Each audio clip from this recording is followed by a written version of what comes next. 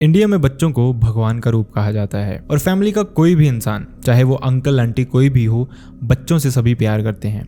लेकिन कुछ फैमिलीज में एक्सेप्शंस भी होती हैं, जहाँ पे अपने ही छोटे बच्चों पे भी ब्लैक मैजिक कर देते हैं, और वो भी इतना भयानक कि उन बच्चों की जान तक पे बनाए। आज का हमारा इंसिडेंट भी ऐसा ही है, और ये इंसिडेंट है जयपुर का, जो कि हमारे एक सब्सक्राइबर ने शेयर किया। और इस बच्ची की बिना किसी गलती के जो हालत हुई, वो जान के आपके भी रोंगटे खड़े हो जाएंगे। तो चलिए शुरू करते हैं।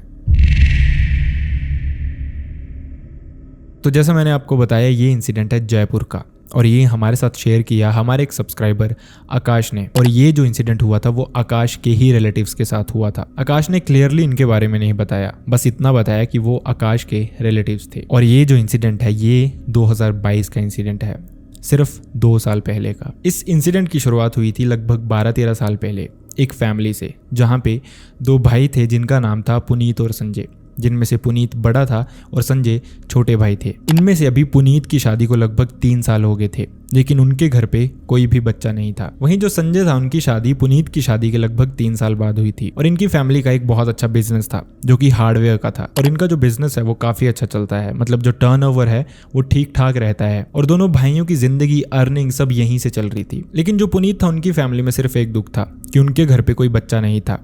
अब जैसा मैंने आपको बताया, उनकी शादी के लगभग 3 साल के बाद संजय की शादी हुई, और उनके घर पे लगभग 1.5 साल के बाद ही एक लड़के ने जन्म लिया। और फैमिली बहुत खुश थी, स्पेशली जो संजय की वाइफ थी। फैमिली में जहाँ सब मिलजुल के रहने वाले थे, वहीं जो संजय की वाइफ थी, उसका बिहेवियर, उसका नेचर थोड़ा डिफरेंट था सबसे। मतलब वो ज़्यादा किसी से इंटरेक्ट नहीं करती थी, थोड़ा सेल्फिश टाइप का इंसान जैसा होता है, उस तरह की थी वो। अब क्योंकि उनके घर पे बेटा हुआ था, तो उनको लगता था फ्यूचर में शायद यही ये सारा बिजनेस संभालेगा, जो कि गलत भी नहीं था, क्योंकि पुनीत के घर पे कोई बच्चा था नहीं, और वो संजय के बेटे से भी अपने बच्चे की तरह ही प्यार करते थे। और शायद उन्होंने भी इसको भगवान की मर्जी समझ लिया था, और वो उसको ही अपना बेटा समझते थे। इसका नाम उन्होंने अर्चित रखा था। और जो संजय था, उसकी वाइफ के इंटेंशन यही थे कि आने वाली जनरेशन, जो अगली जनरेशन हमारा बिजनेस संभालेगी, वो अर्चित ही संभालेगा। लेकिन जो पुनीत की वाइफ थी, उनके भी कुछ ड्रीम्स थे, और उन्होंने IVF के थ्रू एक बच्चा प्लान किया। अब 1 साल के अंदर ही उनके घर पे भी एक बच्चा आया। ये एक बहुत ही सुंदर बेटी थी। अभी जो संजय की वाइफ थी, उनको अभी भी प्रॉब्लम नहीं थी, क्योंकि उनको लगता था कि लड़की तो पराया धन होती है, वो तो एक ना एक दिन चली ही जाएगी। और क्योंकि उसका बर्थ जो था वो IVF के थ्रू हुआ था, तो उनको पता था कि अगला बच्चा भी प्लान नहीं करेंगे। तो धीरे धीरे दोनों बड़े हो रहे थे। और ये जो पुनीत की बेटी थी, इसका नाम था आरुषि।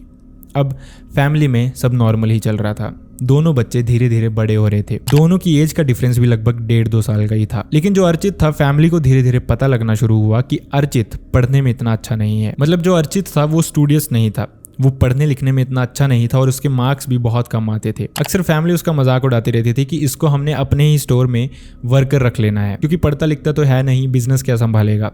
ये फैमिली मजाक ही करती थी बेसिकली पुनीत की वाइफ। लेकिन इन चीज़ों का जो इम्पैक्ट था वो संजय की वाइफ पे पड़ना शुरू हो गया था। अब धीरे धीरे, क्योंकि आरुषि भी बड़ी हो रही थी और वो पढ़ने में बहुत ही ज़्यादा इंटेलिजेंट थी, इनफैक्ट वो अपनी क्लास में हमेशा फर्स्ट आया करती थी। लेकिन यहीं से जेलसी फैक्टर आना शुरू हो गया था संजय की वाइफ के दिल में। अब जो संजय था, उसको इन चीज़ों का बुरा नहीं लगता था। वो जानता था उसका भाई और भाभी सिर्फ मजाक के लिए अर्चित को ऐसा बोलते हैं। प्यार वो अर्चित को उतना ही करते थे जितना वो आरुषि को करते थे। लेकिन शायद संजय की वाइफ ये चीज़ें नहीं समझती थी। अभी तक उसका जो भी गुस्सा था वो उसके अपने ही दिल में था। धीरे धीरे चीज़ें आगे बढ़ती गई, लेकिन ये मैटर बहुत सीरियस होने लग पड़ा। और क्योंकि आरुषि पढ़ने लिखने में भी अच्छी थी, और साथ ही 8th-9th तक पहुँचते पहुँचते वो काफ़ी मैच्योर भी हो गई थी। देखने में लगता था कि शायद सच में ही जो बचपन में मजाक किया करते थे कि आरुषि बिजनेस संभालेगी और जो अर्चित है वो एज अ वर्कर रखना है, वो चीज़ें सच हो जाएंगी।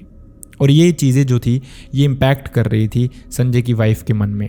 बाकियों को इस चीज़ की कोई प्रॉब्लम नहीं थी, लेकिन संजय की वाइफ ने कुछ प्लान किया था, कुछ बहुत बड़ा। असल में जो संजय की वाइफ थी, जिनका नाम उर्मी था, उनकी जो फैमिली थी, वहाँ का बैकग्राउंड ही तंत्र मंत्र की विद्या को जानता था।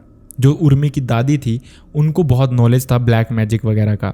इसी के चलते उसके पापा को भी इसका नॉलेज था, और वो अक्सर गांव में यही चीज़ें करते थे। जैसे किसी को भूत प्रेत लग जाए तो वो छुड़ाना, किसी के घर पे पूजा करने के लिए चले जाना, तो मतलब इसी तरह के काम वो बेसिकली करते थे। तो उन्होंने वहीं पे जाके डिस्कस किया। अब फैमिलीज इस समय में मैच्योर होती हैं, वो समझाती हैं अपने बच्चों को कि ऐसा कुछ भी नहीं करना चाहिए जिसकी वजह से किसी दूसरे की फैमिली को हार्म हो। लेकिन यहाँ पे उल्टा था। जो उर्मी थी, क्योंकि शायद उसके पेरेंट्स के भी अर्चित के साथ इमोशन जुड़े हुए थे और वो भी अर्चित की बेटरमेंट चाहते थे, शायद इसीलिए उन्होंने भी उर्मी को गलत रास्ते पे ही डाला। उन्होंने प्लान किया ब्लैक मैजिक करने का आरुषि पे। अब इन्होंने इसी के चलते उर्मी की दादी से कुछ बनवाया जो कि उन्होंने आरुषि को खिलाना था। अब क्योंकि घर जाके उर्मी के लिए ये चीज़ बहुत ही आसान थी, वो सेम ही घर में रहते थे, तो उसने आरुषि को वो खिला दिया बिना ये सोचे कि इसके कॉन्सिक्वेंसेस क्या हो सकते हैं और आरुषि को इसकी वजह से क्या क्या फेस करना पड़ सकता है।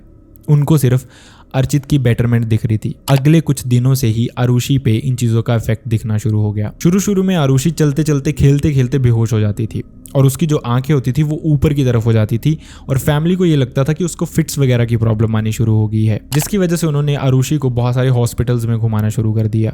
लेकिन आरुषि की सेहत पे सुधार नहीं आ रहा था। इंस्टेड आरुषि कुछ ऐसी हरकतें करने लग पड़ी थी जो बहुत अनयूजुअल थी। मतलब आरुषि लगभग 12 साल की हो गई थी।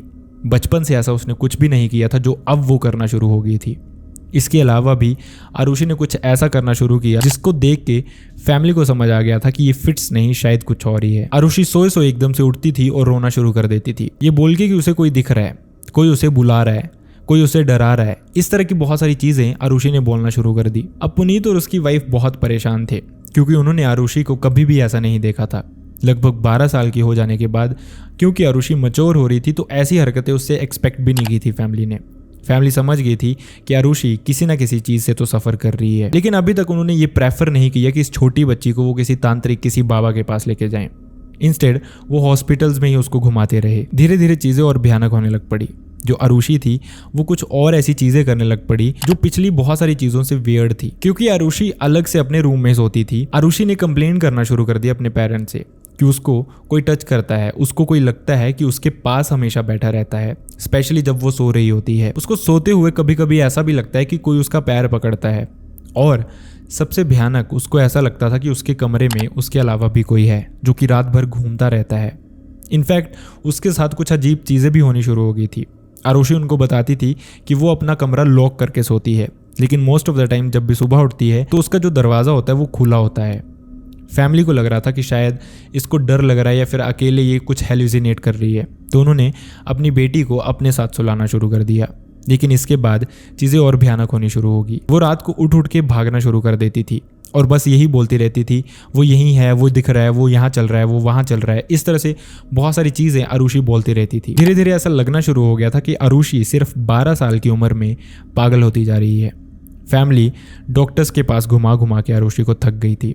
वहीं जो संजय था वो भी बहुत ही ज़्यादा कंसर्न था आरुषि को लेके, लेकिन उसको पता नहीं था कि जो कुछ भी उसके साथ हो रहा है वो उसकी वाइफ और उसकी फैमिली की वजह से हो रहा है। अब फाइनली जो संजय था उसी ने एक तांत्रिक सजेस्ट किया फैमिली को, क्योंकि उसको लग रहा था कि शायद जो कुछ भी उसके साथ हो रहा है वो ब्लैक मैजिक जैसी कोई चीज़ है, किसी ने उस पर तंत्र मंत्र की विद्या की है या फिर उसने कोई ऐसा रास्ता क्रॉस कर लिया है जहाँ पे उसके साथ कोई भूत प्रेत लग गया है। तो पुनीत और उसकी वाइफ ने भी ज़्यादा नहीं सोचा, क्योंकि जिसका बच्चा इस सिचुएशन में हो वो इंसान हर वो कोशिश करेगा कि उसका बच्चा ठीक हो जाए। पुनीत और उसकी वाइफ भी संजय के बताए अनुसार ही उस तांत्रिक के पास गए।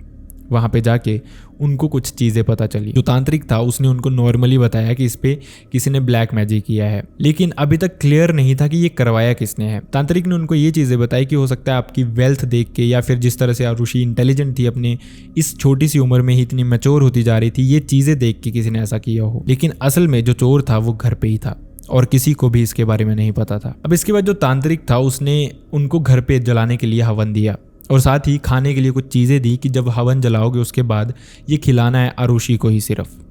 फैमिली ने वैसे ही करना शुरू किया। ये जो सारा सिस्टम था ये 11 दिन का बताया था। 11 दिन में आरुषि ऐसा लग रहा था कि रिकवर कर रही है।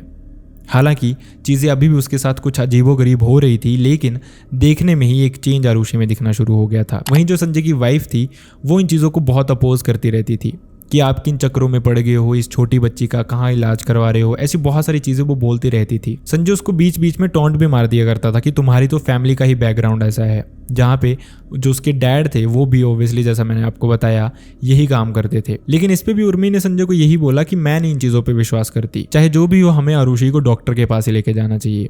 लेकिन अभी तक बहुत देर हो चुकी थी और पुनीत और उसकी वाइफ समझ गए थे कि अब क्योंकि उसमें चेंजेस आने शुरू हुए थे, आरुषि में थोड़े रिजल्ट्स दिखने शुरू हुए थे, वो समझ गए थे कि इस पे किसी ने ब्लैक मैजिक ही किया है। अब ये जो पुनीत और उसकी वाइफ को लग रहा था कि सब ठीक हो रहा है, वो शायद तूफान से पहले की शांति थी।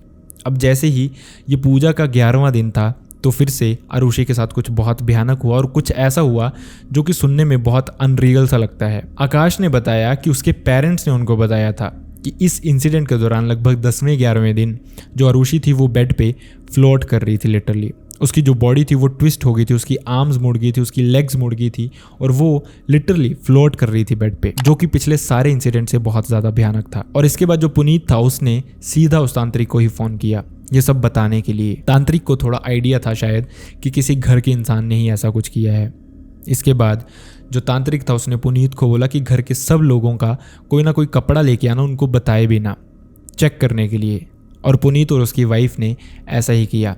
समहाउ उन्होंने चीज़ें मैनेज की और वो फैमिली के सब लोगों के कपड़े लेके गए उस तांत्रिक के पास। उस तांत्रिक ने आरुषि को अपने पास बैठाया, उसने उन कपड़ों को हाथ में पकड़ा और आंखें बंद करके ध्यान लगाना शुरू किया।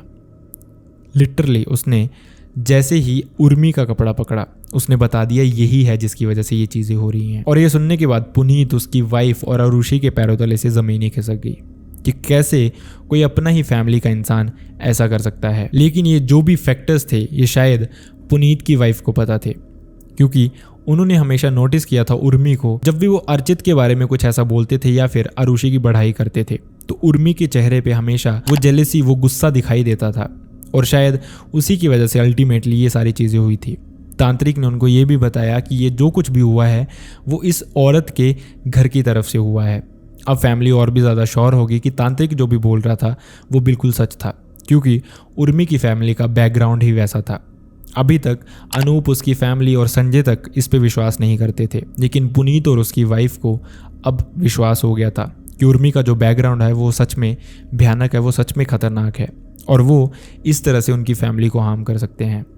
हालांकि इसके बाद उनके पास कोई ऑल्टरनेट नहीं था, वो फैमिली से अलग भी नहीं हो सकते थे और घर जाके इन चीज़ों को शेयर भी नहीं कर सकते थे। लेकिन ये जो तांत्रिक था इसने आरुषि को कुछ डोरी वगैरह दे दी, एक लॉकेट वगैरह दे दिया और उनको कुछ चीज़ें दे दी बना के, कि जो उनको ये बोला कि अपने घर पे हमेशा रखना है, सो दैट ऐसी चीज़ें उनके साथ फ्यूचर में ना हो। इसके बाद से ये जो पुनीत की फैमिली थी इन्होंने उर्मी से डिस्टेंस बना लिए काफ़ी। संजय के साथ, अर्चित के साथ ये वैसे ही घुल मिल के रहते थे, लेकिन उर्मी के साथ ये ज़्यादा इंटरेक्ट नहीं करते थे। और शायद उर्मी को भी समझ आ गया था कि इनको चीज़ें क्लियर हो गई हैं। तो इस सारे इंसिडेंट को अब लगभग 2 साल हो गए हैं और धीरे धीरे आरुषि अभी भी रिकवर कर रही है। कुछ चीज़ें हैं जो उसको अभी भी फील होती हैं, उसके सराउंडिंग उसको ऐसा लगता है कि कोई अभी भी है, लेकिन अभी ये चीज़ें उसको उतना हार्म नहीं करती, उतना इफेक्ट नहीं करती। तो ऐसे बहुत सारे इंसिडेंट्स होते हैं जहाँ पे हमारे अपनों की ही जेलसी कभी कभी इस तरह से बाहर आती है कि वो हमारी जान लेने पे बन जाए। सो आई रियली होप आपको वीडियो पसंद आया। अगर वीडियो पसंद आया तो वीडियो को लाइक करना ना भूलें, चैनल को सब्सक्राइब करना ना भूलें। और अगर आपके पास भी अनफॉर्चुनेटली ऐसा कोई इंसिडेंट है जो आप चाहते हैं कि मैं लोगों तक पहुँचाऊँ, तो आप मुझसे मेरी मेल ID या फिर इंस्टाग्राम पे शेयर कर सकते हैं। दोनों का लिंक आपको मेरे डिस्क्रिप्शन बॉक्स में मिल जाएगा। So see you next time in the next video. Bye bye.